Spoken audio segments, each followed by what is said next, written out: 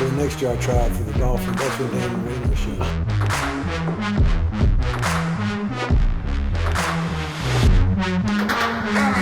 Welcome back to another episode of Catch 42. We're super excited for this episode, man. We got a very special guest, one of our teammates coming on with us. First, we want to shout out the lovely Gusto for providing us with dinner tonight, man. Appreciate that. Thank you to D1 Training Complex here in Watkinsville for allowing us to shoot our show here tonight. I am Dwight Allen. I'm Josh Stinson. And I'm Charlie Condon. And he's our special guest we got today. Very great player here at the University of Georgia. And we're just going to kind of dive in. Charlie, tell us kind of about yourself. Where are you from? Yeah, no, man. Born and raised Marietta, Georgia, East Cobb area, just outside, 15 minutes outside Atlanta. Youngest of three kids, you know, always grew up chasing my older siblings around, and I think that's kind of just where it all started for me, yeah, just running around the house with those guys. I know how it is having older siblings and having to compete with them for things like that. So when did you get into baseball, would you say? Yeah, man, so my brother is kind of what got me into baseball. He started playing when he was 4 or 5 years old, and so him and my dad would go up to the park, and I'd go up there with them and just chase him around, try to be as good as he was. You know, in his older friend group, they were nice enough to let me tag along, and I was always the annoying little brother that was just running around. But, I mean, I think that's where kind of that competitive nature comes from, just always trying to compete and be as good as they were. But, yeah, just tagging along, going to the field with my dad and my brother. Probably 3, 4 years old was when it all picked up.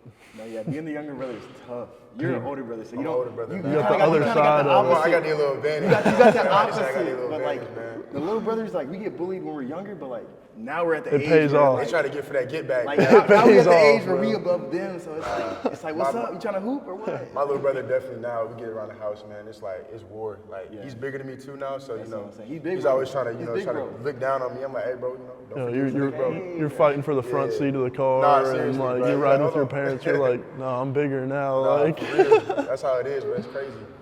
But no, man, so I know you're from Atlanta, Marietta area. Yeah. I guess you could Yeah, say yeah. that. So I guess you're an Atlanta private school boy, a little bit, just like myself. But so yeah, man, I know you're a two-sport athlete growing up too. Yeah. I know you were probably, I think, committed to play football and baseball. Yeah.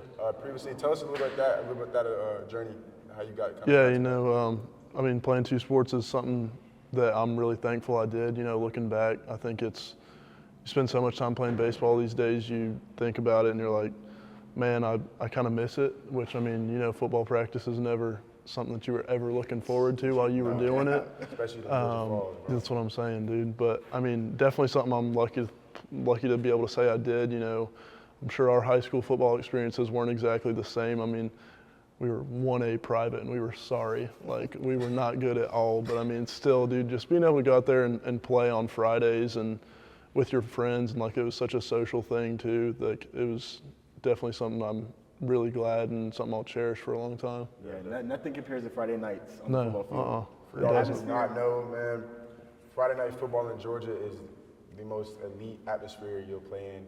I know we play in the SEC now, but Dude. I love to say running out on Friday nights with a lot of fans in the stadium, and there's nothing like that. It's chills for sure. There's nothing like that. I miss playing football so I know. much. Just from the atmosphere. The practices do not miss. Yeah, know. those practices are crazy. Game days, though, that's a good feeling. It's definitely a great feeling. So you played quarterback, Yeah. didn't you? Yeah, quarterback and punter, man. You know, those were kind of the two things I did. Did you say punter? Yeah, dude. Come on now. Punter, man. Bro, You're the boo. You're I the was- athlete. How'd you get into that? Dude, I was just messing around with it at practice one day, and like, we'd always kind of done some kind of like a pooch kick punt thing. So, you know, like the guys before me did it, and they're like, "Hey, man, if you're gonna play quarterback, you gotta be able to do this." So, I mean, I spent some time doing it, and dude, my punting numbers ended up being way better than anything I did quarterback wise. Probably because we were 3 and out every possession. Dude, it was fun, bro. He said, "Hey, I had some good punts though. Yeah, I come might on have now. thrown a touchdown, but Hey, man, I was booting might it." throw 3 incompletes, but we're gonna stick them inside the 10. That's for sure. Play a little defense too. Yeah. That's funny. Yeah. So your story is crazy. I know many people don't really know the full effect of your story. So you played football and baseball in high school. I know you were committed before you committed to Georgia, or you had other offers, Right. other opportunities. So I guess kind of talk about that and talk about how you ended up coming to the University of Georgia. Yeah, you know, it was you know, like playing football in the fall, like there's that travel ball season that goes on in the fall that a lot of recruiting happens in, and you don't really get to be a part of that if you're playing football, but that's still something that I was wanting to do just because it's what all my friends did. But that definitely puts you at a little bit of a disadvantage, and then COVID hits and it throws a big wrench into everything that way too. But yeah, I mean, for a long time my plan was D3 dual sport, to go baseball and football, but baseball was always where my heart was. That's what I wanted to do and play it at the highest level I could. So just playing travel ball up through my senior year, like I got the opportunity to have a preferred walk-on spot at Georgia, and it kind of came down between there and a couple other bigger D1 schools, just all preferred walk-on. And that happened, I think, October my senior year, and it was a no-brainer. And from there, it just kind of took off and just took the opportunity as a blessing, which I mean it is, to play for Georgia and play in the SEC. And with all these guys, it's something that you can't really even take for granted. You can't even put words behind how awesome it is. Definitely. I kind of feel you on that because I didn't commit to my senior year Yeah. in October too. So like, story's kind of the same there. You're always playing football in the fall, so you don't have the time to go to perfect game events. Yeah. You don't have the time to play fall tournaments. Like, Yeah. I remember I went to a fall camp at a school. I'm not gonna mention them. They're our little brother. Let's just say that. And they asked me if I was playing fall baseball. Like he said, "Oh, Josh, we really love you. Are you playing fall baseball? We're gonna come watch you immediately." And I said, "No, I'm not. I'm playing football right now." And he's like, "Oh, okay." Dude, Never heard from him again. I know, that's crazy and I was too. like, wow, like, I'm sorry, I'm not playing baseball right now. You got some people that I think will recognize it as and respect it. I think Yeah. coaches like to see some dual sport stuff as far as recruiting goes, but then you got some guys that are biased towards it and they're like pretty- they're pretty doubt. they don't No want doubt. you to do anything I feel else. like definitely being a dual sport I feel like it's the route to take because it increases your versatility. Oh, no I think doubt. so too, bro. I think there's like things that you really can't learn in baseball that you can learn in football. Oh, yeah. You know what I'm saying? Like that competitive edge that you gain from football, that competitive nature, that will to go get it with your team. The physicality, too. The physicality behind it is like unmatched. You know? Yeah. So it's huge. Playing football, you gotta play with like a different energy. You gotta play like your hair's on fire. Nah, Like, you do. Like for baseball, you're not really playing like that. It's like controlled reckless. Yeah. Control. Yeah. But playing football kind of drives you, like helped Yeah. me figure out how to just play the game of baseball hard. Yeah.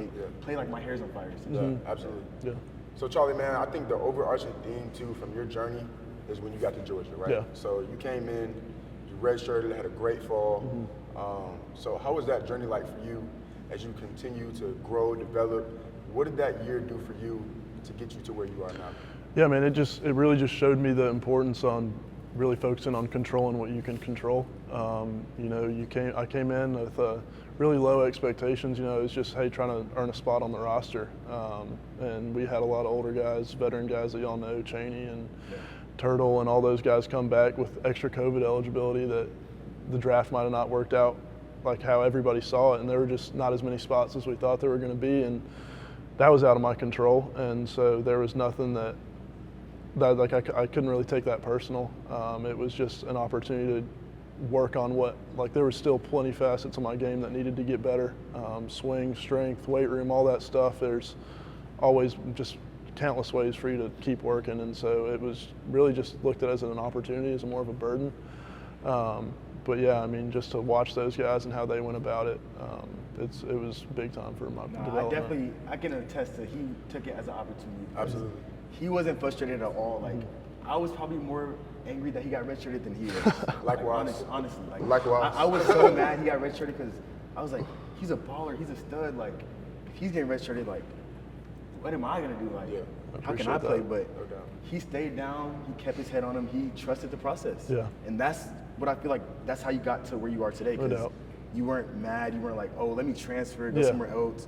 You were like, all right, let me focus on where I'm at. Let Yeah. me do what I can to put myself in the best spot. Yeah, And exactly. You definitely have put yourself in the best spot because last year, 25 home runs. I appreciate it, man. Crazy. SEC freshman Crazy. year, bro. 25 home runs after not playing the whole year before. That is insane. And that's just Appreciate because you stayed down. Yeah, man. You stayed I down appreciate that. and you kept grinding. Thank you. So now that you stayed down, describe that last year for us. How was that just hitting all those home runs? How was that feeling? Dude, it was a whirlwind. You know, it picks up so quick. You get your heart starts pumping once opening day starts to roll around, especially when you've never really been a part of something this big. And I think that was the beauty of it for me was being able to be a part of something that's just so much bigger than I am, and play with your guys that you've been hanging out with for, in my case, it had been a year and a half since freshman year.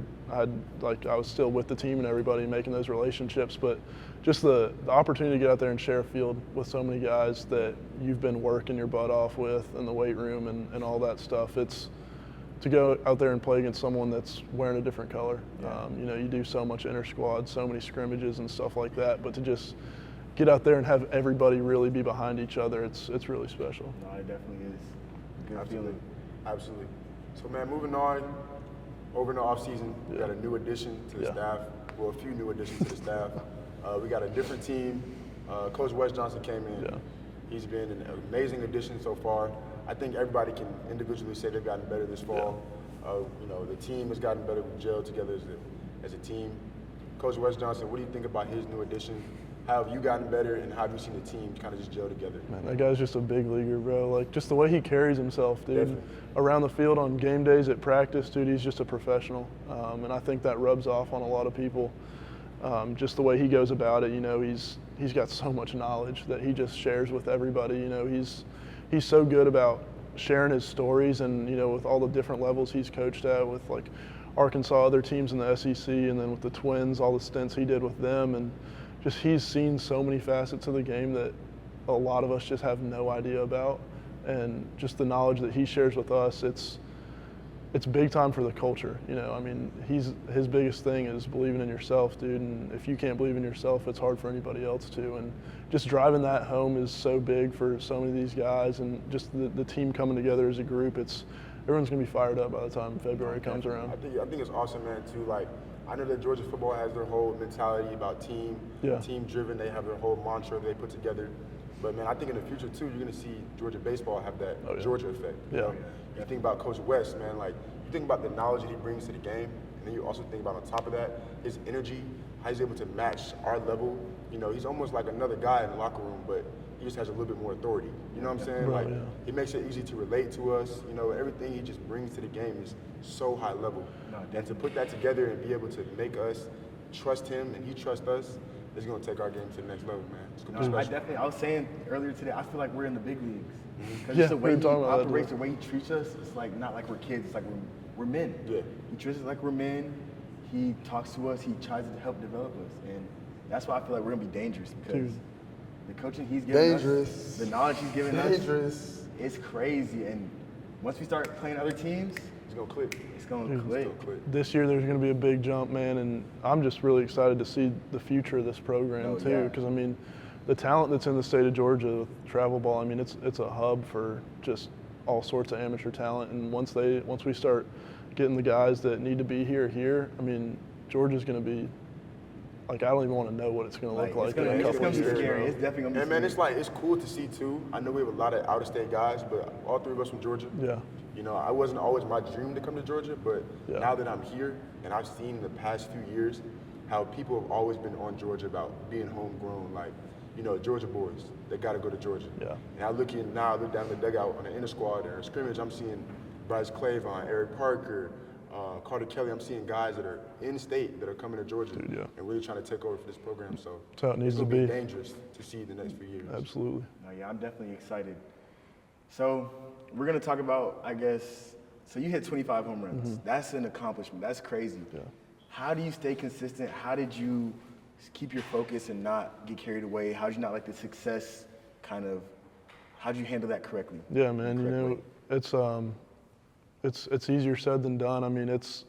We talk a lot about having the difference between internal and external confidence. If everything you're working with is results based, that can flip on you in one weekend. So like, you have a slow weekend, hey man, like Ole Miss was not a fun weekend for me. Like, it was, I think I had one hit and like maybe 8 punches, dude. It was rough, but like, just being able to turn the page and know that, hey man, it's this time of year, the fall, that really is where it all happens. That's what you look back at. You're like, hey man, I took those swings in the cages, I did those lifts, we all grinded it out together. Like, we all belong to be in this spot right here, right now. And like, we're gonna go out there, we belong. We can compete with anybody that they throw out there against us. Definitely just trusting the work and putting in the work so you can trust it on the back end. Absolutely. For sure. I think, man, also, I know there's a lot of young kids that watch these videos and kids that want to just be just like Charlie Condon, you know, just like us sitting up here as the University of Georgia baseball players. So kind of go into what that looks like as a young kid, man. Like, what's your advice to young kids trying to be in the same spot you are in now? Because, you know, obviously it's a dream of a lot of kids. Yeah, dude, no doubt, dude. It can flip like that, bro. Like, it can look like you've got nothing going. Like, I didn't even know if I was going to be able to play collegiate sports at the next level for about 60% of my high school career, dude. And COVID hit, bro, and like I was like, all right, this is my chance. Like, if there's going to be an opportunity, it's going to be now. And so, I mean, things can change so quick, dude. So you just got to keep your head down, just keep going, and you never know. Like, just also the connections you make with other people. I think just having people that are in your corner. I've got so many people that I can think back to and thank for helping me get to where I am today. Just having a couple guys that are just like rocks for you and can be in your corner, and you know that they've got your back no matter what kind of stuff you got going on. But it's just about being a good person and just holding on to those relationships and being that person for someone else too. No, yeah, you definitely got to leverage your connections and build those relationships outside of sports and with them. Definitely. But yeah, you can never quit. I can attest to that. Like, you never know when you're close to striking gold. Like Coach Johnson was saying, like, you can never quit because you could be 3 feet from making the hugest difference. That's exactly right. So just kind of staying with it. Just kind of staying with it. And you stayed with it. Yeah. Like, you could have left. You could have left after you got redshirted. You could have left after you hit 25 home runs. You could have went to LSU or something. Yeah. But you wanted to stay here because this is you. Yeah, it's home. You love Georgia. It's home, dude, for sure. Man. Yeah, dog. Dogs stay home too, man. Yes, sir. I love Georgia. So, your pregame playlist, man. I don't know. I feel like you're not a big music guy, though. I don't really feel like I'd be looking at Charlie like listen to music. But if you had to turn on your pregame playlist, cut it on, baby. I'm talking. We're walking around the hotel. What's pumping? What you got? Dude, it is all over the place, bro. Like, it is. Like, it's rap. It's country. It's Adele, bro. Like, Adele. Hey, see, we were talking about that last Adele episode. is crazy. dude, like, you Little talk about R&B, getting off the bus. I Yeah. think, like, my getting off the bus song this past year was Skyfall by Adele, dude. Like, something about that song, It bro. was just hitting, you know? It's that ease. Dude. Is that from a James Bond movie? Yes, dude. That's it. You better go Talk about- 007 on him. That's what it is. That was the song for me, dude. It's all over the place, but yeah, man, it's all that stuff's good, and I mean, I'm just all over the place, dude. Yeah.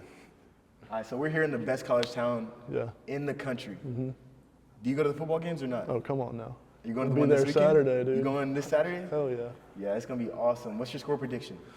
I got the Dogs on top, obviously. I'm going 34-21 Dogs. 34-21? That's a pretty fair score right there. I could second that. That's a pretty fair score That's right what I there. got. That's a good game, though. That's a close game. Dude. I think Georgia's gonna go over 40, bro. I really do. You think they're throwing it I think up? so. They're at home and like, you know, in the fourth quarter, all of a sudden everything just starts hitting. Yeah, it starts like hitting. Carson Beck just starts. It flows. He's like, all right. He's like, I'm comfy. I'm Yeah, cozy. Let's go. Nah, I'm on the same deal. gotta with break that. the I seal. can't. Yeah, 34-21 sounds good though. Yeah. 34. That's a fair score. That's I'll a fair say 34-14. Our All right. defense gonna step up this week. I hear it. Defense like gonna it. step up. I can I see like it. it. Smile, I need you going to work this weekend. Come on, we need it. I need you defense. going to work this weekend. All right, so holiday season's coming up, man. I know you're probably going to be going back home or No going to doubt. see some family. No doubt. So what's the Thanksgiving plate look like? I know everybody wants to know. Yeah. What's the Thanksgiving plate looking Dude, like? you know, it's got to be the turkey, man. It's obviously football's got to be on in the background, dude. Cowboys game, whatever's going on that day. But it's turkey, it's mashed potatoes, it's mac and cheese, it's the stuffing, it's the cornbread. I'd say those are my cornerstones, man. But Gotta have 'em. If you had to pick one thing to put on your plate, what you putting on your plate? mashed potatoes, dude. But I'm also potato. a big dessert guy. I'm not even gonna lie. Yeah, like yeah. the Yeah. chocolate pie, the pecan pie, dude. Stew. I gotta have like half my meal's gonna be dessert, dude. Okay, yeah. I'm on that too, man. I'm on that Fair. too. That's definitely fair. I can't even lie. But shoot, man, appreciate you so much for joining us, bro. Absolutely, appreciate y'all I know having we've me. been grinding all this fall, been trying to get you on the show. Yes, sir. So we appreciate it. Thank y'all so much for watching our third episode of Catch 42. Next week, we're gonna have some new guests on for you, some new content. And as always, we wanna thank you again to D1 Training Complex for hosting us. And then also thank you to Gusto for providing dinner for us. And we'll catch y'all next time. And thank you to the Players Lounge for having us. We'll see you next time.